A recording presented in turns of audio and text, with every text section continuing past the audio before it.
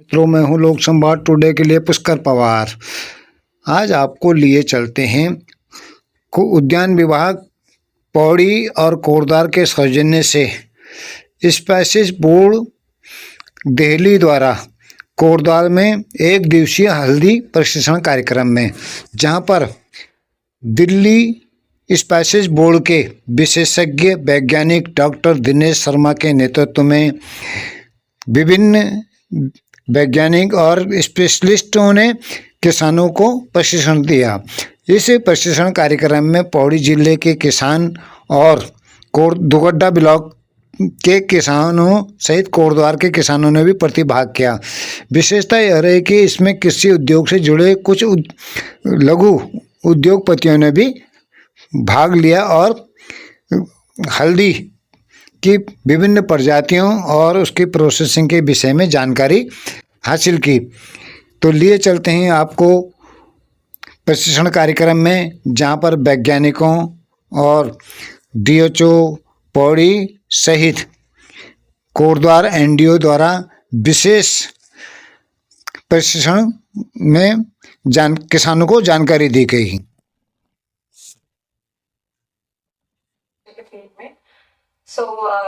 कोई भी डाउट्स अगर आपके होंगे कल्टीवेशन से रिलेटेड, वो हम अंत में लेंगे प्रेजेंटेशन के। फिलहाल जिस पद पे मैं कार्यरत हूँ वो मुझे ज्यादा एक्सपोजर नहीं देता है फील्ड विजिट का, तो पौड़ी क्षेत्र का थोड़ा कम ज्ञान है, लेकिन जितना भी है वो मैंने डीएचओ पौड़ी एंड उद्यान विशेषज्ञ कोटद्वार के कार्यालय से लेके प्रस्तुति तैयार की है। तो मेरा प्रेजेंटेशन है पौड़ी जिले में हल्दी की क्या संभावनाएं हैं, क्या हो सकता है, नहीं हो सकता है, क्या हमारे पास चैलेंजेस हैं, किसानों के क्या चैलेंजेस हैं, वो इस प्रेजेंटेशन के अंत तक हम थोड़ा बहुत समझ लेंगे। तो ये समझने के लिए ये जो प्रेजेंटेशन मैंने बनाई है उसमें मैंने टूल का यूज किया है जिसे बोलते हैं स्वॉट एनालिसिस। स्वॉट एनालिसिस मतलब इसे ऐसे समझे कि प्लानिंग करने में हमें थोड़ा मदद करेगा या फिर डिसीजन मेकिंग में मदद करेगा कि हमें करना चाहिए या नहीं करना चाहिए। तो स्वॉट एनालिसिस थोड़ा समझ लेते हैं क्या होता है।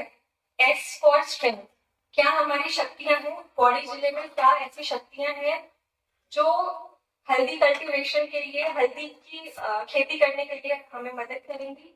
क्या हमारी कमजोरियां हैं, वीकनेस, क्या हमारे अवसर है और क्या बाधाएं हैं हल्दी कल्टीवेशन के लिए पौड़ी जिले।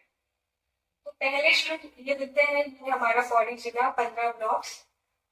ये एआई का यूज करके मैंने थोड़ा सा पौड़ी जिले में जो पॉसिबल क्षेत्र हैं जहाँ पे हल्दी बहुत ज्यादा हो सकती है वो आइडेंटिफाई किए हैं। इसमें से जो 1200 मीटर से कम हाइट वाले एरियाज हैं वहां पे बहुत ही अच्छा हो सकता है, वैसे तो सारे 15 ब्लॉक्स में हो सकता है। तो पहले चलते हैं शक्तियों पे, क्या हमारी स्ट्रेंथ है जो हल्दी कल्टीवेशन के लिए इम्पोर्टेंट है। तो हमारा क्लाइमेट और हमारी मिट्टी ये दोनों ही अनुकूल है हल्दी की कल्टीवेशन करने के लिए, हल्दी की खेती करने के लिए।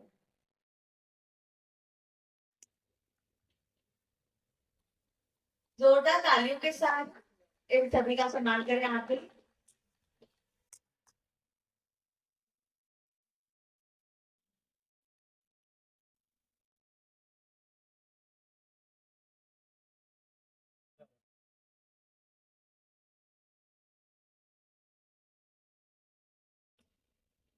अब मैं अक्षता भट्ट जी का सम्मान करना चाहेंगे हम।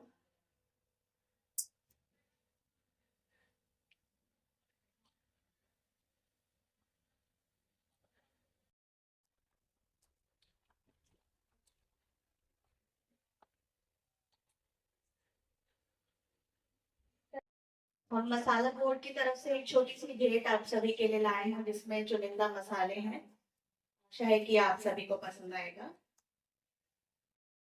मैं डॉक्टर दिनेश सिंह बिष्ट, वैज्ञानिक सिंह, मसाला बोर्ड द्वारा स्वागत भाषण के लिए सर का अनुरोध करती हूँ कि कृपया मंच पर आए।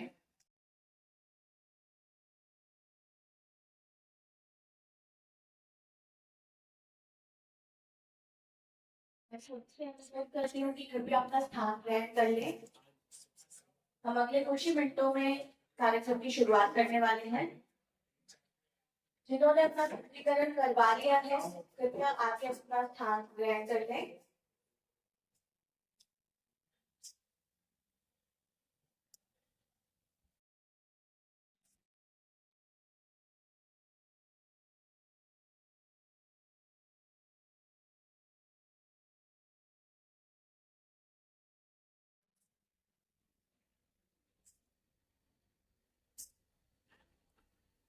उल्लेख किया जा सकता है, इन पर आज चर्चा करें। विभिन्न क्षेत्रों से पधारे हुए हमारे किसान भाई, आपका हृदय से स्वागत है। और मैं चाहूंगा कि ये जो हमारा प्रशिक्षण कार्यक्रम है, ये दोनों तरफ से माध्यम से होना चाहिए। जो प्रेजेंटेशन यहाँ पे होंगी या जिस प्रकार से आपको विशेषज्ञ जो बताएंगे, यदि आपकी जो सहभागिता है वो प्रश्नों के माध्यम से, किसी उदाहरण के माध्यम से, या कोई जो आपने इस तरीके का यहाँ पर कोटद्वार के क्षेत्र में, पौड़ी के क्षेत्र में, आप लोगों ने हल्दी के क्षेत्र में यदि कोई काम किया है तो उसको आप यहाँ पर सामने लेके। राष्ट्रीय मसाला बोर्ड जो है उसने इस कार्यक्रम का यहाँ पर एक मुख्य रूप से इसीलिए निश्चित किया ताकि हम यहाँ जो कि तराई और पहाड़ दोनों क्षेत्रों में जो हल्दी से जुड़े हुए किसान हैं उनको हम जोड़ सके राष्ट्रीय जो हल्दी बोर्ड है उससे। इसके अलावा जो मेरे यहाँ पे साथी मौजूद हैं, हम लोग राष्ट्रीय मसाला बोर्ड यानी कि स्पाइसेस बोर्ड से हैं, आप लोगों से भी हम लोग यहाँ उत्तराखंड में इस तरह के प्रोग्राम हम। विष्णु जी, आज ये स्पाइस बोर्ड में हल्दी बोर्ड के द्वारा कोटद्वार में एक प्रशिक्षण कार्यक्रम आयोजित किया गया। इसमें किसानों का क्या रुझान रहा और क्या क्या विशेष बातों पर फोकस किया गया? बहुत बहुत धन्यवाद आपका इस प्रश्न के लिए। पहले मैं थोड़ा सा यहाँ पे एक करेक्शन करना चाहूँगा। ये जो कार्यक्रम था ये राष्ट्रीय हल्दी बोर्ड यानी कि नेशनल टर्मरिक बोर्ड द्वारा आयोजित किया गया था। इस कार्यक्रम का जो मुख्य उद्देश्य था वो किसानों को हल्दी के उत्पादन, इसकी गुणवत्ता, इसके निर्यात और इसी तरीके से किस तरीके से हम हल्दी को आगे बढ़ा सकते हैं इस क्षेत्र के, ये इसका मुख्य उद्देश्य था। इस प्रोग्राम में उत्तराखंड सरकार की तरफ से डिस्ट्रिक्ट हॉर्टिकल्चर डिपार्टमेंट और डिस्ट्रिक्ट इंडस्ट्री सेंटर ने भी पार्टिसिपेट किया हमारे साथ। जो यहाँ पर किसान आए थे उन किसानों का क्या रुझान आपको नज़र आ रहा है कोटद्वार में कि वो हल्दी के लिए प्रोत्साहित हो सके उत्पादन के लिए? किसानों का रुझान बहुत ही अच्छा दिख रहा है और यहाँ पर ये भी देखने को मिल रहा है कि कुछ यहाँ पर ऐसे प्रोग्रेसिव किसान हैं जो कि खेती करने के साथ साथ अपने उत्पाद को अच्छे तरीके से मार्केट में लाना चाहते हैं। कुछ ऐसे किसान भी देखे जिनका जो इंटरेस्ट है वो ऑर्गेनिक प्रोडक्शन की तरफ भी बढ़ रहा है। तो ये क्षेत्र में बहुत पोटेंशियल है क्योंकि ये क्षेत्र तराई के साथ साथ आपका जो हिमालय हिल एरिया है वहाँ से भी जुड़ा हुआ है। तो ऑर्गेनिक प्रोडक्ट, इसके अलावा जो आईपीएम प्रोडक्ट है यहाँ से काफ़ी आसानी से इस हल्दी की यहाँ से प्रोडक्शन दिया जा सकता है। तो किस प्रकार की समस्याएं किसानों द्वारा यहाँ पर उजागर की गई हल्दी को लेकर के? किसानों द्वारा जो हल्दी के बीज, अच्छी उत्पादकता वाले हल्दी के बीज और किस तरीके से इन बीजों को संरक्षित किया जाए और किस तरीके से इनको उगाया जाए, इस तरह की कुछ समस्याएं रखी गई। तो अगर कोई किसान आगे आता है हल्दी के उत्पादन के लिए, उसको क्या मदद हल्दी बोर्ड या स्पाइसेस बोर्ड द्वारा दी जाएगी? जैसा कि हमारे इस कार्यक्रम में हमने अपने विभिन्न स्कीमों के बारे में बताया, तो हमारे जितने भी किसान मित्र हैं हल्दी से उन स्कीमों के माध्यम से आप लाभ ले सकते हैं। कहाँ संपर्क करना पड़ेगा? कोई ऐसा एड्रेस जहाँ पर किसान आपके पास पहुंच सकें? हाँ, संपर्क करने के लिए राष्ट्रीय हल्दी बोर्ड का संपर्क कार्यालय और इसके अलावा स्पाइसेस बोर्ड का जो रीजनल कार्यालय है ये दिल्ली में स्थित है। हमने जितने भी यहाँ पे प्रतिभागी थे उनके साथ अपना कॉन्टैक्ट डिटेल शेयर किया। कोई ऑनलाइन एड्रेस, वेबसाइट? हाँ, ऑनलाइन एड्रेस में आप हमारे अगर जो indianspices.com है उसकी वेबसाइट के थ्रू भी और हमारे रीजनल ऑफिस जो दिल्ली है उसका ईमेल आईडी है, उसमें आप इसको भेज सकते हैं। उसको जरा बताने का क्वेश्चन है। snewdelhi@gmail.com www.indianspices.com। Thank you sir. Sir, आज ये जो कोटद्वार में हल्दी बोर्ड द्वारा कार्यक्रम आयोजित किया गया था, आपने इसमें विशेष करके एपिडा के बारे में जानकारी दी और एपिडा क्यों किसानों के लिए आवश्यक है और जो आपने इसमें एफपीओ के लिए को लेकर भी बातचीत की है उसका ज़रा महत्व बताने की कोशिश करें जिससे कि हम किसानों तक वही बात आपकी बात पहुंचा सकें। जैसे कि मेरा नाम आपने जानते हैं संदीप सिंह यादव, मैं सहायक निदेशक स्पाइसेस बोर्ड प्रादेशिक कार्य बाराबंकी में कार्यरत हूँ। और मैंने बताया कि जो मिनिस्ट्री ऑफ कॉमर्स इसकी एपेक्स बॉडी है, उसकी रेगुलेशन बॉडी है एपीडा। एपीडा जितने भी ऑर्गेनिक मतलब जैविक खेती के प्रमाणीकरण के मानक है वो तय करने की मेन संस्था, और वो डिफरेंट स्टेक होल्डर हैं, जैसे व्यापारी हैं, किसान हैं, और एग्रीकल्चर यूनिवर्सिटीज़ हैं, ट्रेडर्स हैं, मैन्युफैक्चरर्स हैं, और विदेश के जो व्यापारी होते हैं उनकी रिक्वायरमेंट को ध्यान की गाइडलाइन तय करती है। और एक जैसे स्पाइसेस बोर्ड है, स्पाइसेस बोर्ड 53 स्पाइसेस पे काम करता है, ऐसे ही एपीडा जो है एग्रीकल्चर के सारे प्रोडक्ट मतलब स्पाइसेस को छोड़ के हॉर्टिकल्चर के सारे प्रोडक्ट और आपका एनिमल प्रोडक्ट भी एपीडा रेगुलेशन बॉडी है, उसके एक्सपोर्ट मैन्युफैक्चरिंग के लिए एपीडा काम करती है। जैसे स्पाइस बोर्ड की हल्दी एक्सपोर्ट करेंगे तब उसको टेस्टिंग की जरूरत होती है। स्पाइस ऐसी आप अगर पैडी या मूंगफली भी आप निर्यात कर रहे हैं तो वो एपीडा की लैब के द्वारा निर्यात होते हैं। एपीडा का एक ऑर्गेनिक में तो ओवरऑल देश के अंदर अब पूरा रोल है, लेकिन एग्रीकल्चर कम्युनिटी में एक मेजर रोल है। जो सबसे बड़ी संस्था है एग्रीकल्चर प्रमोशन रेगुलेशन बॉडी, तो एपीडा किसानों को, उत्पादक समूहों को, मैन्युफैक्चरर को पैक हाउस मतलब उसको क्लीनिंग, ग्रेडिंग, ग्राइंडिंग, पैकिंग का एक वो पूरा स्ट्रक्चर मशीनरी के लिए वो भी सहायता करते हैं। और स्पाइसेस बोर्ड भी हम लोग भी एक्सपोर्टर को सहायता करते हैं। और फार्मर एफपीओज के लिए हम लोगों की एफपीओ के लिए विशेष योजना है क्वालिटी गैप ब्रिज स्कीम, जिसके अंतर्गत हमारे नॉर्थ इंडिया में जो मसाले होते हैं उनमें जैसे हम उत्तराखंड इंक्लूड है, हल्दी है, अदरक है, और सीड स्पाइसेस में आपका ये धनिया है, और मिंट भी आपका इधर उत्तराखंड में होता है, पंतनगर वाले एरिया में होता है। तो इनके लिए हम मिंट, आश्वनिकाइट, टर्मरिक, बॉयलर, पॉल्सा, इन पे सब पे हम इंडिविजुअल में बैकवर्ड और जनरल के लिए एक कैटेगरी 50% ऑफ टोटल कास्ट, और SC ST के लिए 75% ऑफ टोटल कास्ट। और जो FPO हैं, FPC हैं, FPO मतलब फार्मर प्रोड्यूसर ऑर्गेनाइजेशन, जो रजिस्टर्ड अंडर सोसाइटी एक्ट भी हो सकते हैं, कोऑपरेटिव एक्ट भी हो सकते हैं, या सेल्फ हेल्प ग्रुप भी हो सकते हैं, जो रजिस्टर्ड डिफरेंट डिपार्टमेंट के उसके थ्रू है। और अगर वो जब कंपनी एक्ट में जाते हैं तो फार्मर प्रोड्यूसर कंपनी बन जाते हैं, जिसके लिए अभी हमारे माननीय प्रधानमंत्री जी ने पिछले 5 साल पहले एक 10,000 FPO का निर्माण करने का प्रत्येक डिस्ट्रिक्ट में के हर ब्लॉक में एक लक्ष्य दिया था, जो लक्ष्य पूरा हो गया। अब नेक्स्ट लक्ष्य जल्दी आएगा।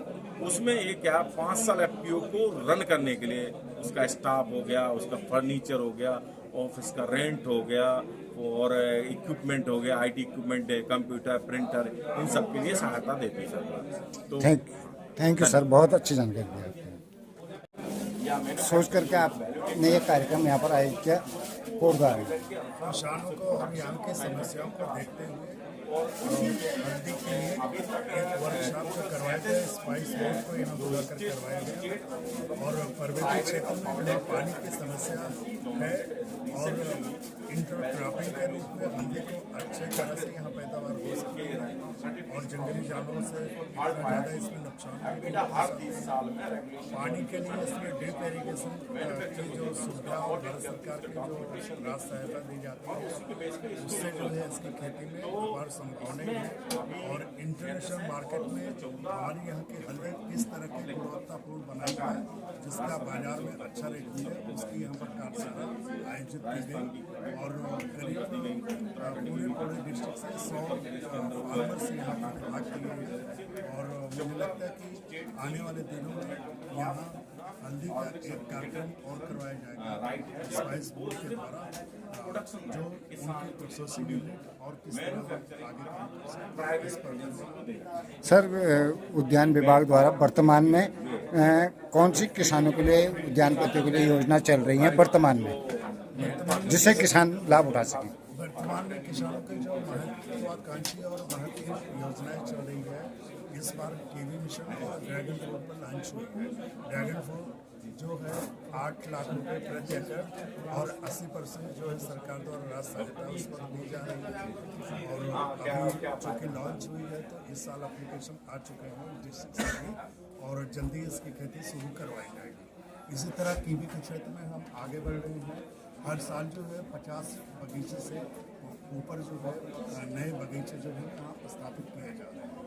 और सेब के क्षेत्रों में भी हाई डेंसिटी वाले जो सेब यहाँ पर हर साल लगाए जा रहे हैं, इसमें भी हम बढ़ोतरी कर रहे हैं, अच्छी गुणवत्ता के सेब। ठीक है सर, थैंक यू। मैडम, आज कोटद्वार में उद्यान विभाग के माध्यम से एक हल्दी बोर्ड के साथ एक हल्दी पर कार्यक्रम आयोजित किया गया। आपके द्वारा एक प्रेजेंटेशन दिया गया था पौड़ी जिले में हल्दी की संभावनाओं को लेकर के, कैसे तैयारी की और जो आपके द्वारा एक प्रेजेंटेशन बनाया गया है उसमें आप क्या संभावना देखती हैं पौड़ी जिले में हल्दी के लिए? नमस्कार, मेरा नाम अक्षिता भट्ट है। मैं वर्तमान में नर्सरी डेवलपमेंट ऑफिसर कुंभी चौड़ के पद पर कार्यरत हूँ। आज की जो वर्कशॉप थी टर्मरिक बोर्ड और स्पाइस बोर्ड द्वारा आयोजित, जिसमें सभी DHO पौड़ी, उद्यान विशेषज्ञ कोटद्वार और मैंने प्रतिभाग किया था। मेरे द्वारा जो प्रस्तुति थी वो ये थी कि पौड़ी ज़िले में क्या संभावनाएं हैं हल्दी के लिए। तो इसमें मैंने SWOT एनालिसिस के द्वारा समझाने की कोशिश करी कि हमारे यहाँ क्या शक्तियाँ हैं, क्या चुनौतियाँ हैं, क्या अवसर हैं और क्या हमारी कमज़ोरियाँ हैं। तो मैं इसे अंत में इस तरीके से देखती हूँ कि संभावनाएं तो अपार हैं, क्योंकि ऑर्गेनिक हमारा स्टेट है तो ऑर्गेनिक प्रोड्यूस की कीमतें हमेशा ज़्यादा होती हैं और जिस तरीके की हमारी जलवायु है और सॉइल है उस हिसाब से टर्मरिक यहाँ पे बहुत अच्छे से हो सकता है अगर सभी लोग क्लस्टर अप्रोच के साथ ही अगर 10, 20, 30 किसान आपस में मिल के हल्दी की खेती करना चाहें, भले ही इंटरक्रॉप में भी करना चाहें, लेकिन करें और प्रोसेसिंग यूनिट SHGs द्वारा चलाई जाए, तो मैं समझती हूँ कि यहाँ पे हल्दी की संभावनाएं अपार हैं और हम इसमें सक्सेसफुल भी हो सकते हैं। जिस प्रकार से मैडम आपने भी देखा, आपने अपने जो रिपोर्ट बनाई उसमें पौड़ी ज़िले में पलायन बहुत बुरी तरह से है और उसमें उत्पादक करने वाले हैं नहीं, तो विभाग कैसे इनको आकर्षित करेगा हल्दी को उत्पादन करने के लिए? जैसे मैंने SWOT एनालिसिस से बताया था कि यहाँ पे पलायन बहुत ज़्यादा है, लेकिन महिलाओं का पलायन जो है वो कंपैरेटिवली कम है मेल के कंपैरिजन में। तो ये हमारे पास एक अवसर की तरह भी है कि हम महिलाओं को प्रोत्साहित कर सकते हैं कि वो छोटे छोटे समूह में अपने घर के काम के साथ साथ उनको मेन एम्प्लॉयमेंट वर्कफोर्स में शामिल करने के लिए छोटे छोटे यूनिट्स बना सकते हैं, जहाँ पे वो हल्दी का जो प्रोडक्शन जितना भी हो रहा है, छोटी अमाउंट में भी हो रहा है, उसका प्रोसेस करके उसको ग्राइंड करके और उसको पैक करके अपॉर्चुनिटी इस्टेब्लिश की जा सकती है। और सरकार के द्वारा बहुत सारी स्कीम्स ऑलरेडी रन हो रही हैं, जैसे कि सब्सिडीज़ मिल रही है बीज पे 50% की सब्सिडी मिल रही है। पौड़ी ज़िले में वाटर की बहुत समस्या है यहाँ पे, तो यहाँ पे 50% सब्सिडी पे ड्रिप इरिगेशन भी मिल रहा है। तो ये कल्टीवेशन के लिए बहुत सारी स्कीम्स हैं। साथ में जो SHG के लिए मैंने यूनिट की बात करी, वहाँ पे भी स्कीम है 35% सब्सिडी के साथ वो यूनिट स्टैब्लिश कर सकते हैं। तो आपको लगता है कि पौड़ी में हल्दी उत्पादन को पर लग सकते हैं? बिल्कुल बिल्कुल। इस वर्कशॉप के बाद मुझे ऐसे उम्मीद है कि यहाँ पे हल्दी का कल्टीवेशन बहुत अच्छे से होगा और होना चाहिए, ताकि जो एम्प्लॉयमेंट है हमारा एम्प्लॉयमेंट रेट बढ़े और एक्स्ट्रा इनकम भी हो सके।